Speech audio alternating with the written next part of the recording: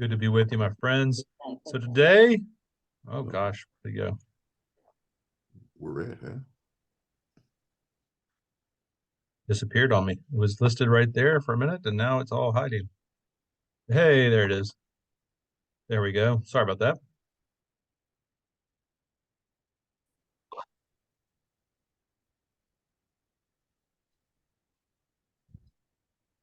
So last week we had the resolution and fulfillment of Joseph's dream. He finally revealed himself to the brothers, and then Jacob discovered that his son is alive. Right? We evidently skipped all that messy stuff about telling Dad that we lied to him. The brothers skip all that stuff, or at least it's not listed. So it basically concludes with the family decides to move to Egypt. Specifically, Jacob says, I want to go see him, right? I want to go see Joseph. If he's alive, let's go. And that's about the way it goes. So then we start here with chapter 46. When Israel set out on his journey with all that he had and came to Beersheba, he offered sacrifices to the God of his father Isaac. And God spoke to Israel in visions of the night and said, Jacob, Jacob. And he said, Here I am, which is Hanani. Then he said, I am God, the God of your father. Do not be afraid to go down to Egypt, for I will make of you a great nation there. I myself will go down with you to Egypt, and I will also bring you up again, and Joseph's own hand shall close your eyes. Then Jacob set out from Beersheba, and the sons of Israel carried their father Jacob, their little ones, and their wives, in the wagons that Pharaoh had sent to carry him. They also took their livestock and the goods they had acquired in the land of Canaan.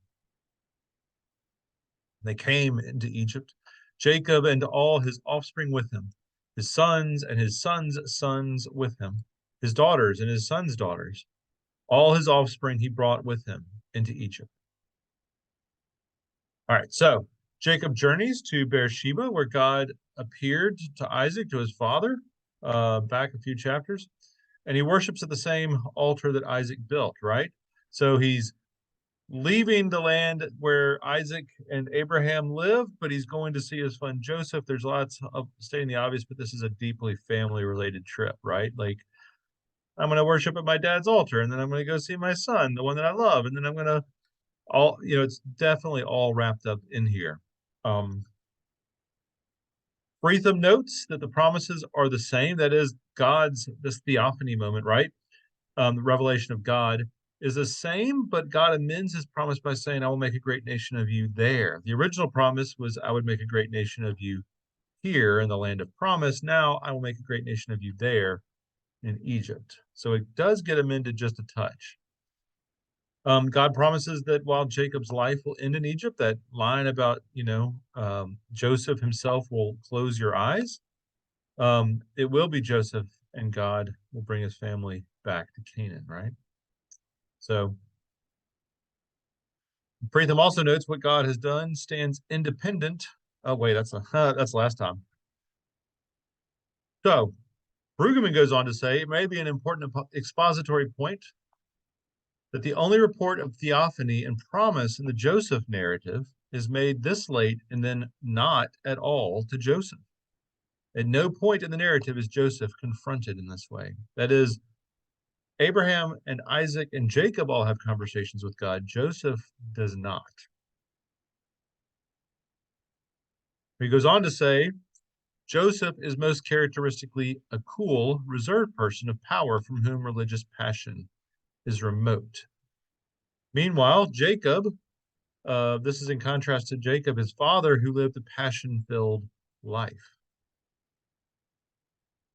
Brueggemann continues, perhaps the contrast intends to show the discontinuity between the generations and yet suggests that the old tradition of passion and the newer model of coolness both testify to the same realities. We buying that one? We buying Brueggemann's theory here of Joseph not having a theophany and therefore being a little bit cooler and less passionate about it, and Jacob being far more passionate and concerned with God.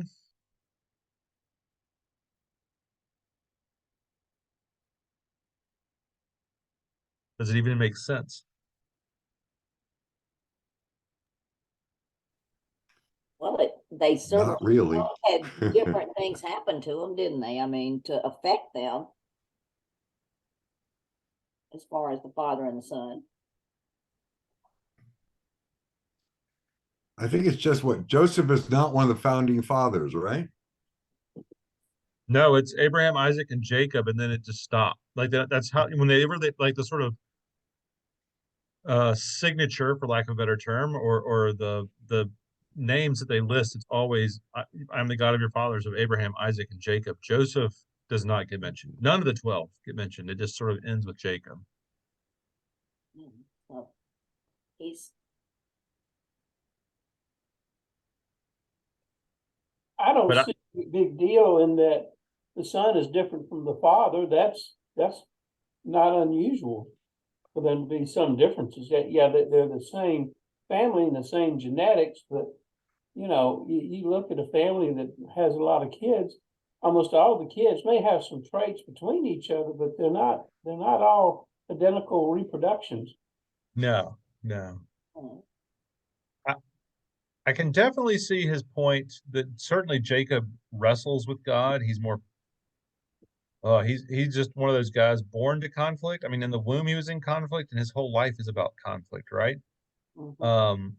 But it's not like Joseph had zero conflict. He got sold into slavery for the love of Pete. He had plenty of problems and He had trouble. a lot of stuff happening. I, I don't buy this explanation, but I do buy the idea um, that perhaps we're moving to a different relationship with God. That is, the Abraham, Isaac, and Jacob have this very direct relationship, but this movement to Joseph, where it's a little bit more distant and indirect, is going to reflect the next 400 years until Moses, right? I do think it's that. There's sort of this movement away from direct theophany and direct conversation with God until Exodus, right? Until a ways down the road when Moses shows up.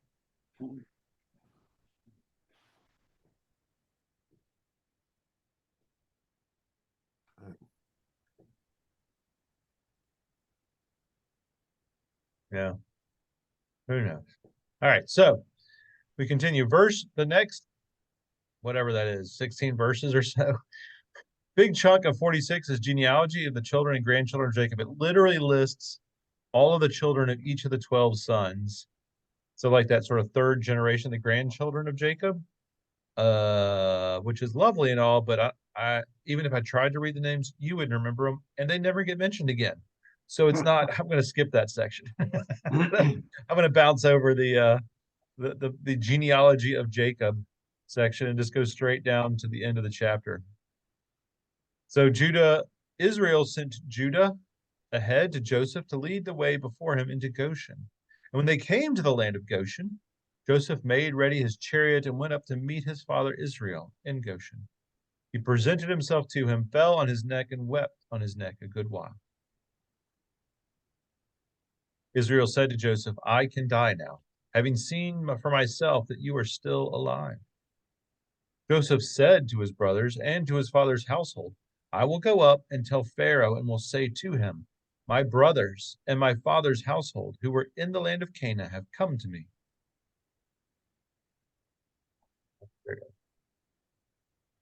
The men are shepherds, for they have been keepers of livestock, and they have brought their flocks and their herds and all that they have. When Pharaoh calls you and says, what is your occupation? You shall say, your servants have been keepers of livestock from our youth, even until now, both we and our ancestors, in order that you may settle in the land of Goshen, because all shepherds are abhorrent to the Egyptians. So Joseph went and told Pharaoh, my father and my brothers with their flocks and herds and all that they possess have come from the land of Canaan. They are now in the land of Goshen. From among his brothers he took 5 men and presented them to Pharaoh. Pharaoh said to his brothers, what is your occupation? And they said to Pharaoh, your servants are shepherds, as our ancestors were. They said to Pharaoh, we have come to reside as aliens in the land, for there is no pasture for your servants' flocks, because the famine is severe in the land of Canaan. Now, we ask you, let your servants settle in the land of Goshen. Then Pharaoh said to Joseph, your father and your brothers have come to you. The land of Egypt is before you. Settle your father and your brothers in the best part of the land. Let them live in the land of Goshen. And if you know that they are capable men among them, put them in charge of my livestock. Then Joseph brought in his father Jacob and presented him before Pharaoh, and Jacob blessed Pharaoh. And Pharaoh said to Jacob, how many are the years of your life? Jacob said to Pharaoh, the years of my earthly sojourn are 130. Few and hard have been the years of my life. They do not compare with the years of the life of my ancestors during their long sojourn. Then Jacob blessed Pharaoh and went out from the presence of Pharaoh. Joseph settled his father and his brothers and granted them a holding in the land of Egypt, in the best part of the land of Ramses, as Pharaoh had instructed. And Joseph provided his father, his brothers, and all his father's household with food, according to the number of their dependents. So, as we might expect, Brueggemann immediately jumps on the meeting between the Lord of Egypt and the Father of Promise, between empire and family, right? That's been his theme as far as he's concerned for this whole section, especially for this section on, Egypt and Joseph, right? So now we have Jacob, and who's Jacob meet first? Pretty much Pharaoh. So in that context, though, the fascinating thing, Jacob doesn't bow to Pharaoh, he blesses Pharaoh, putting him in one could argue, the superior position, right? You don't tend to have people who are servants bless their masters or those in charge of them. But basically, through some artful storytelling, we end up with Jacob blessing Pharaoh.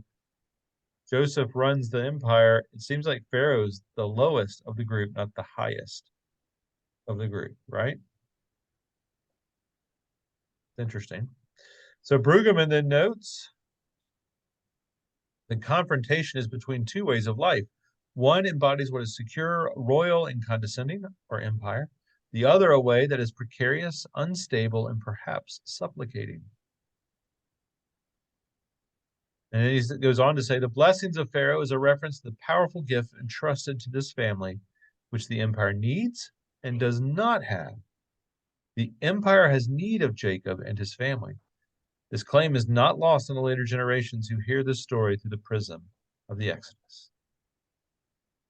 So I'll pause there. I mean, I think it makes perfect sense, but what do we think as far as this idea works for Brueggemann? It's certainly the empire meeting Joseph. Is there more to it? Is it this sort of Egypt needs Israel?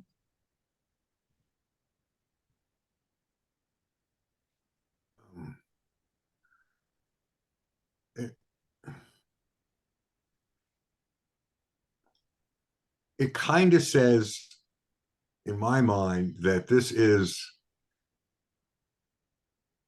Israel leading Egypt. Uh-huh. Yeah, absolutely says that, I think. That's what I do too. The dilemma with that thought is, how does it deteriorate to where we are in the Exodus? Yeah. That's the eternal question. How do you go from providing the life force and keeping all of Egypt safe to the opposite? I mean, I guess it's 400 years later, so there is some time in between that they can forget still.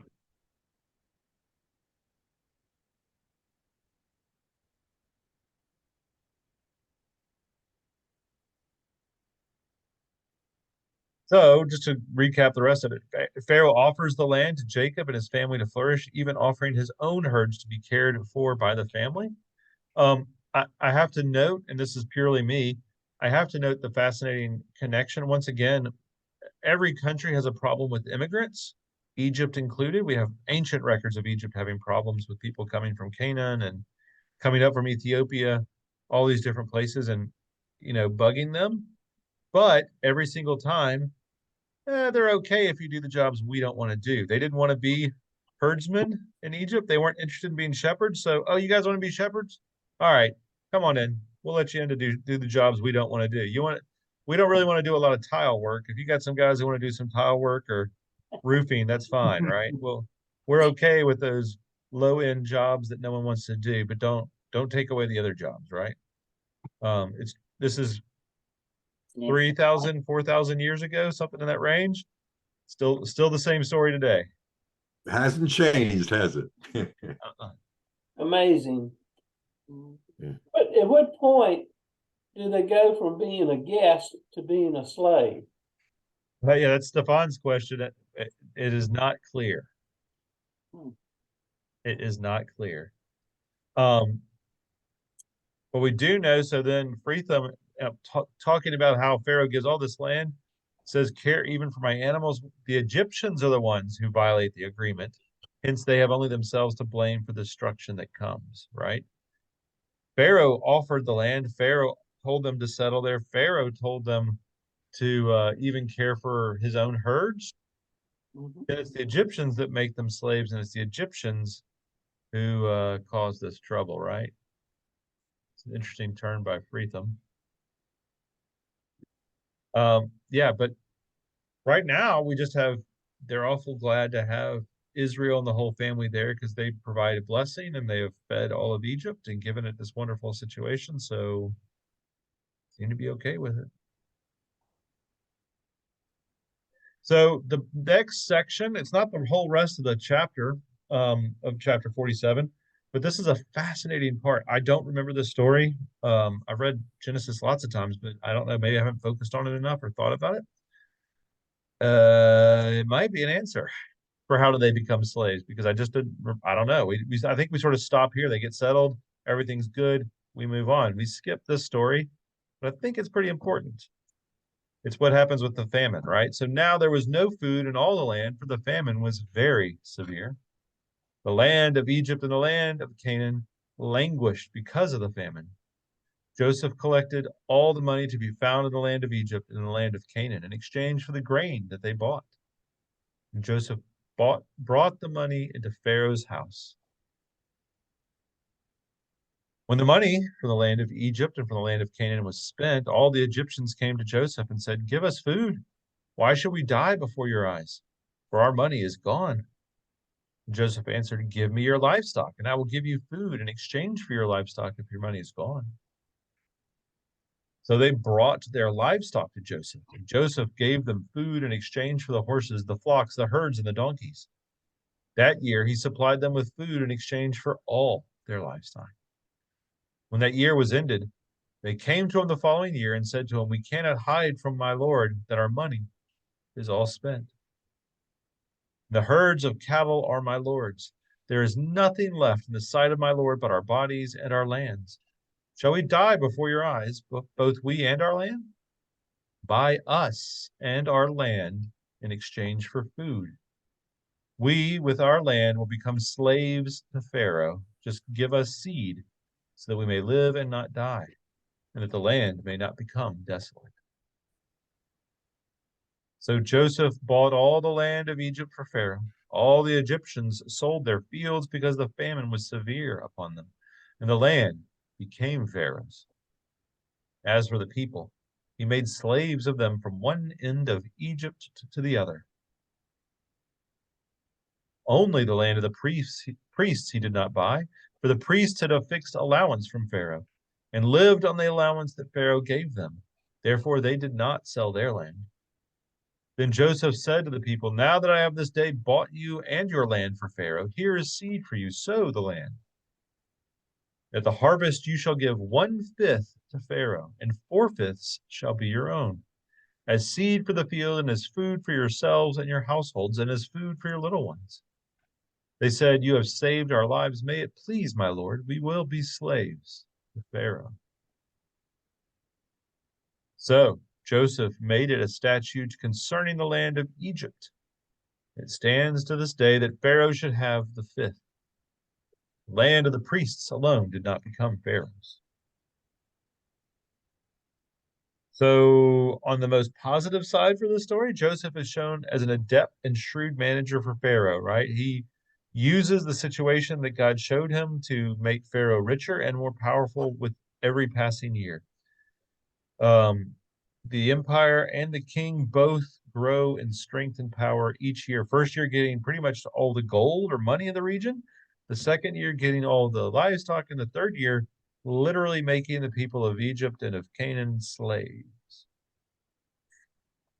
Uh, he's shrewd, but I don't know if that's a great idea or a good look there, Joseph. You know what it is to be a slave. This is not such a good deal. Brueggemann says Joseph's shrewdness shows that entering the world of the empire brings dangers with it. The Egyptian empire offers food and therefore life, but it is never far from exploitation, oppression, and slavery.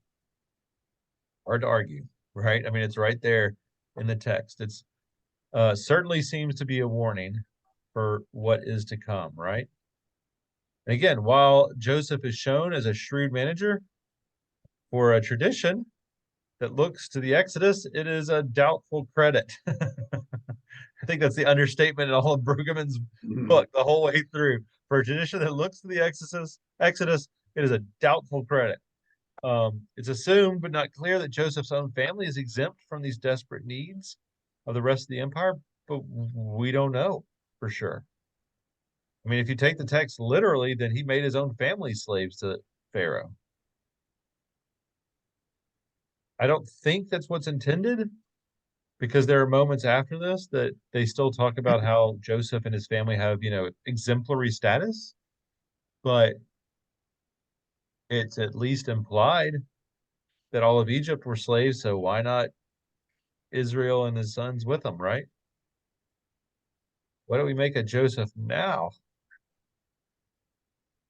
What do we do with this story? Again, I don't remember this one. I feel like this is a pretty critical transition to the Exodus and what happens for the next.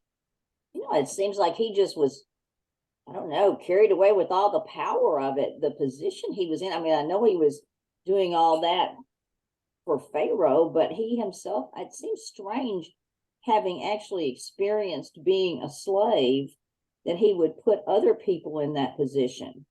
To me, it seems strange. Yeah. I mean, He sold out for the control and power he was given, and therefore he used his own people to advance his position within the hierarchy. Yeah. My question is, where is God in this story? Well, God's nowhere in this little verse, is he? No.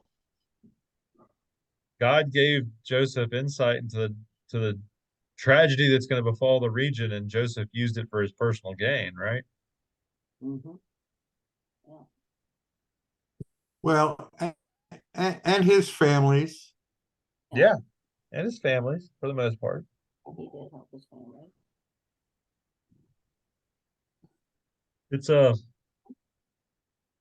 don't know, it's a heck of a verse or two that I think it might be more important than a lot of the rest of the stuff in here.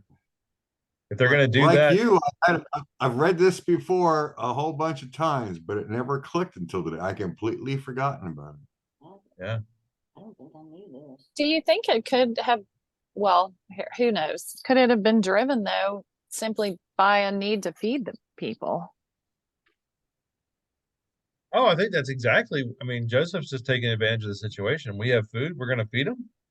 Mm-hmm. What can we get for it, right? I mean, it's again, from a practical business decision, it's a great business decision. I have stuff, you want it, you don't have any money to give me for it, so I'm going to take everything I can get. He's taken advantage of the. Yeah. Of the people who are suffering and dying, right, or starving. But again, it's not a great, there's an ethics question that seems to be missing in here for old Joseph, where you go, dude, what you doing? Really? Oh my goodness. Especially, I mean, the part that I find fascinating, he was a slave. He knows what it is to be a slave. Why is he just so willingly going to enslave an entire nation to Pharaoh? Even if he's at the top, that's pretty darn ruthless. His memory is short. Yeah. Mhm.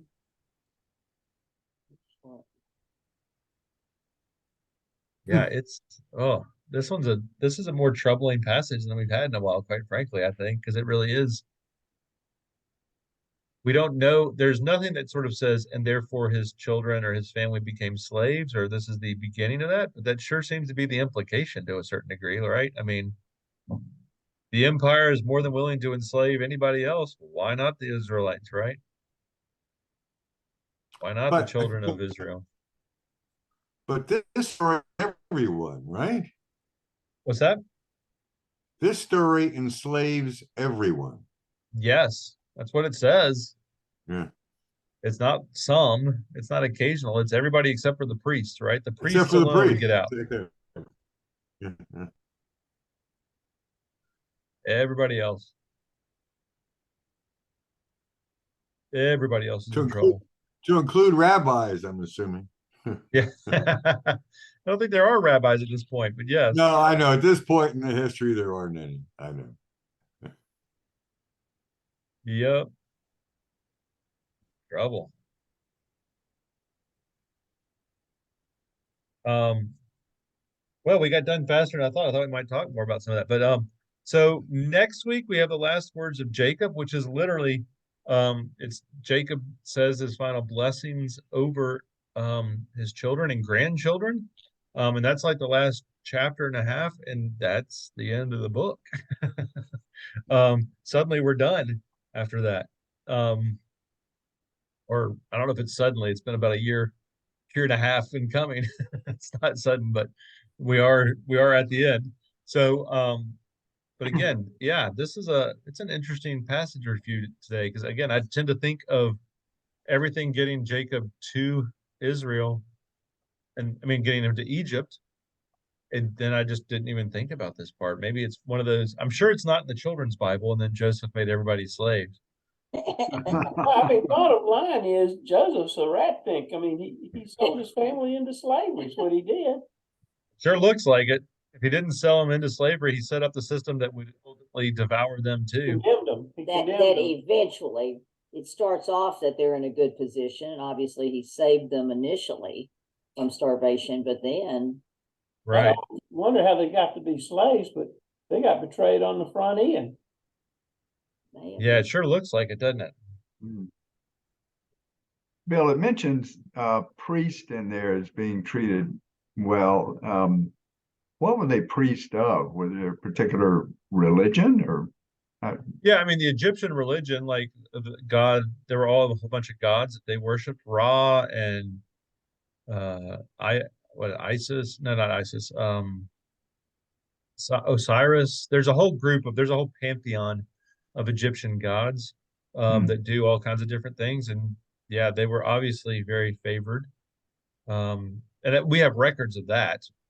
There, some of the biggest tombs they found in Egypt were the largest were always the pharaoh, but very close to that were the head priests of different cult sites would have these huge mausoleums as well. Okay, thanks. so they were exempt. They were the holy men. Right. You want well, I mean, in an era where bad not enough rain or too much rain could make everybody starve, you worshiped gods pretty regularly and Yeah, depended on their interpretations, the priests' interpretations for everything, right? They were the doctors, they were the healers, they were the repositories of information. They were the ones who tried to make sure the Nile stayed in its banks or did what it was supposed to do. Like they had a lot of control. I didn't say they actually had control. I'm just saying that's what they claimed, and so they kept them around. Which is really, to a certain degree, what we have with Joseph, right? I mean, that's why Pharaoh is so willing to hand Joseph so much, because he goes, well, you're in good with a God who knows what's going on, so let's make sure that God's along with everybody else, right? In the club with all the other guys. right. I'm going to count on your God too. I'm going to count on any God I can who gets me Right. who saves me from 7 years of famine and the destruction of my empire. Yeah. And gives me a bunch of slaves. And gets me the entire country. I get all the land in the country and the slaves, turn all my people into slaves who have to serve me and build a temple or whatever else I want. Yeah.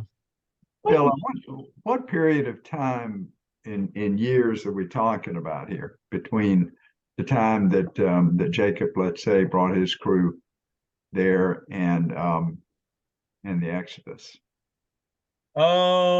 That's a great question. I'm gonna literally look it up, but I mean, they're saying around 2000 BC to 1800 BC, something like that. It's hard to say. Okay, I mean, especially because you have, Jacob ends up being 146 or something like that when he dies.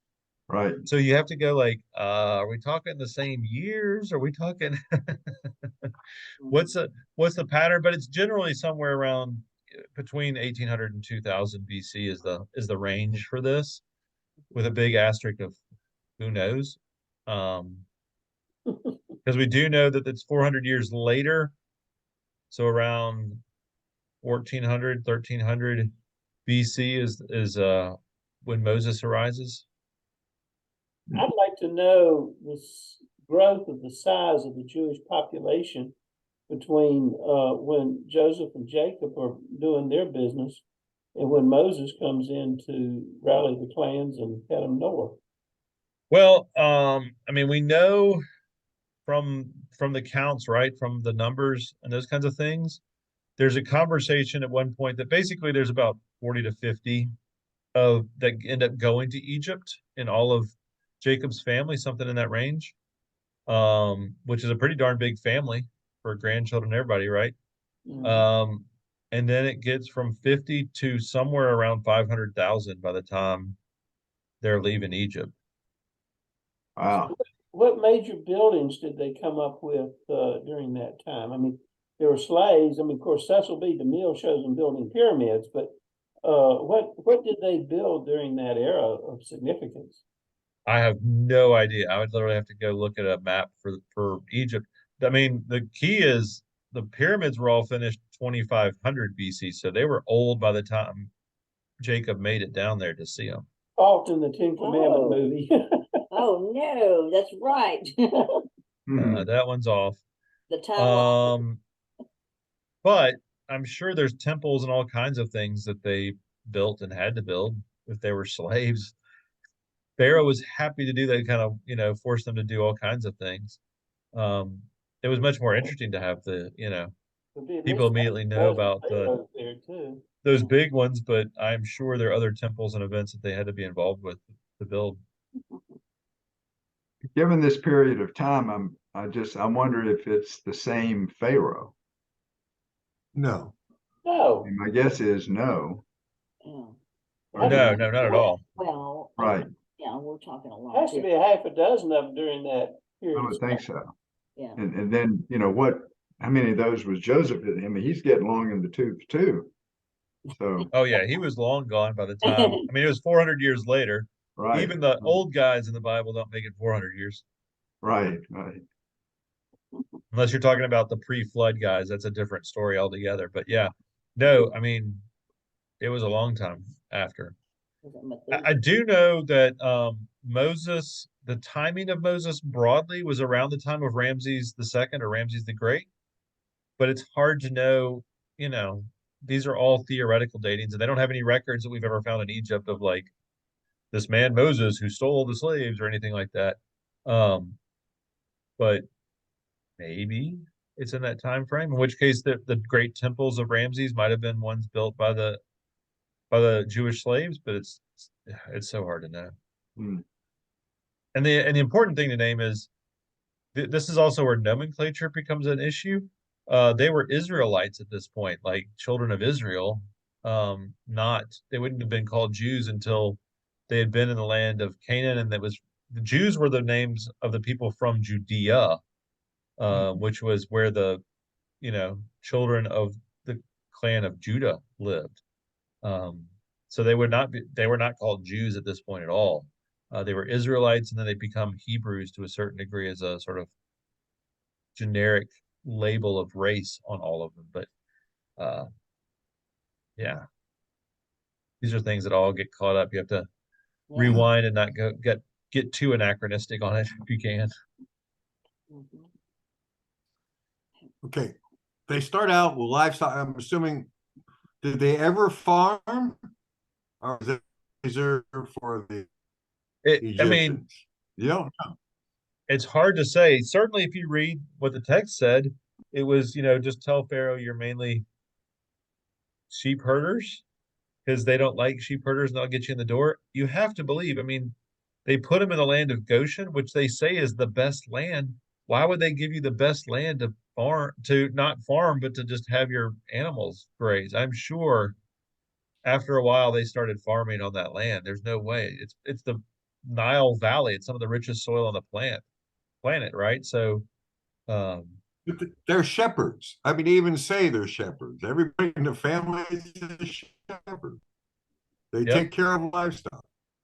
Yep. Mhm. Who knows? And I'm assuming that Shepherds all are the- certainly that theme that goes through all the texts from Cain and Abel all the way up through Jesus. You constantly hear about, the Lord is my shepherd, and Jesus says, I am the good shepherd, and everybody in between, right? I mean, they're pretty clear that shepherding is how they view and understand the world. But there are shepherds that'll say, okay, all the meat's great, but we do need some veggies occasionally. Mhm. Makes sense. Well, have lamb chop. Yeah. Sure they I just do. think they probably had some, maybe they may not have done the big farming, but I'm sure they had some smaller little things that they grew. I think it was all pretty subsistence level.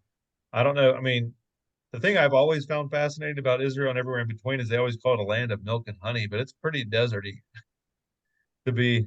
It's not really this perfect place to grow crops and feed the world or anything. Well, there's quite a bit of research how that area of the world has gone through different cycles of It's environmental not the change. Fertile Crescent.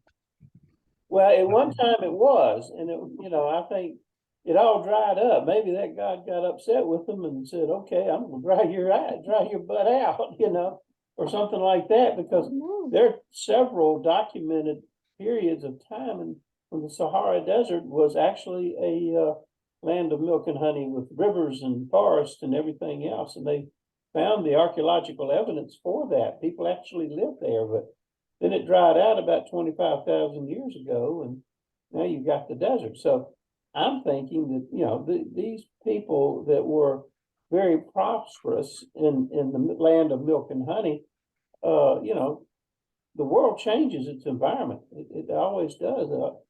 Archaeology and paleontology and all the other forms of science have found that there are different growth periods and different animals and everything else. So, I mean, who knows exactly what Mesopotamia was for, several thousand years ago. Right. I'm gonna research that. That's a good idea. Oh, boy, now he's got more research to do. Well, there's lots of conversations that, they talk about the cedars of Lebanon that they might have been like the cedars out in California, right? They might have been giant redwoods / cedars in that region, and then they cut them all down, Have firewood. That's what happened to which Scott. which would have been, they talk about Solomon building his temple and using the cedars of Lebanon to do it. But, that was also an era when they didn't understand ecology, and that might have been one of those things that helped keep moisture in the Fertile Crescent as well. Like those trees affect the weather and do things as well. And who knows? There's all these things that humanity, because we've been there for so long, 10,000 years or so, we may have just messed up some of it too. Yeah. I think that's right.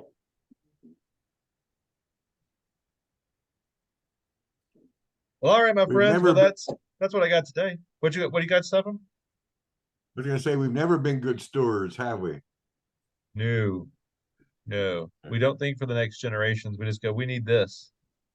Tend to think about ourselves Cut it down more. and build it up. Instant gratification. Instant gratification. There you go. Instant gratification, or the other thing that we haven't named, I like your stuff more than I like my stuff. I'm going to kill you for it, right? Or I'm going to start a war and take it from you.